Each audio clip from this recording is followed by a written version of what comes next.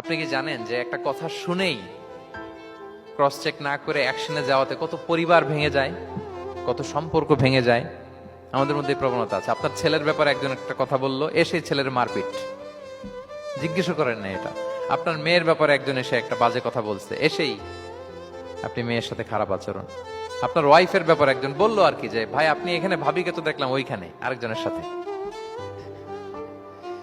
আপনি এসেই আপনার স্ত্রীর উপর চড়াও অথবা গায়ে হাত তুললেন।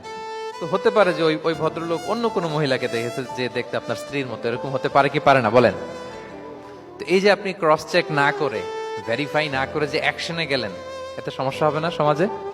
পরিবার ভাঙে, সমাজে সম্পর্ক নষ্ট হয়, কলহ বাঁধে। এই জন্য আল্লাহ তাআলা বলেন যে সোসাইটিটাকে যদি পিসফুল করতে চাও, ইদা জাআকুম ফাসিকুম বিনাবাইন ফাতাবায়ানু, নিউজ আসলেই বিশ্বাস করো না। You have to cross check, you have to justify, and you have to verify the news. মনে থাকবে?